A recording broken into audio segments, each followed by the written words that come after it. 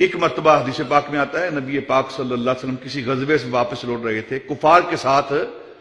جنگ کر کے، غزوہ کر کے، جہاد کر کے واپس لوٹ رہے تھے، اور صحابہ اپنے گھروں کی طرف جا رہے تھے، تو نبی پاک نے فرمایا کہ آؤ اب رجانا بجہاد النفس، ہم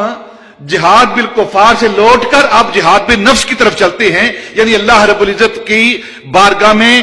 نماز پڑھنے کے لیے، تزکیہ کرنے کے لیے، تصفیہ کرنے کے لیے اس کی بار کی طرف لوٹتے ہیں۔ یہ ساری تعلیمات نفس کی دی جا رہی ہیں، اور نفس مطمئنہ کب بنتا ہے؟ پہلا نفس امارہ ہے، ہر وقت گناہ کی طرف راغب کرتا ہے، گناہ کی طرف بلاتا ہے، اور حضرت امام غزالی رضی اللہ تعالی عنہ فرماتے ہیں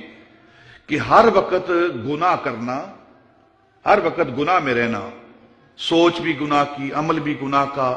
اشارہ بھی گناہ کا، کنایہ بھی گناہ کا، زندگی کا ہر لمحہ گناہ کی طرف مائل رہنا، یہ صرف شیطان کا کام ہے۔ ہر وقت گناہ کی طرف مائل رہنا، گناہ میں ملوث رہنا، یہ شیطان کا کام ہے، اس کے پاس نیکی کوئی نہیں۔ اور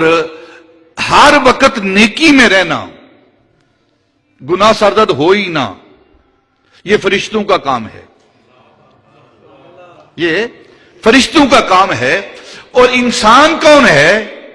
انسان وہ ہے کبھی گناہ کرتا ہے اور کبھی نیکی کرتا ہے،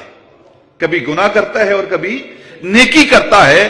اور انسان جب گناہ کرتا ہے تو اللہ کی بارگاہ میں توبہ کرتا ہے، وہ انسان ہے، وہ انسان ہے۔ جو ہر وقت گناہ کرے وہ انسان نہیں، شیطان ہے، اور جو ہر وقت نیکی میں رہے انسان نہیں، فرشتہ ہے، فرشتہ ہے وہ۔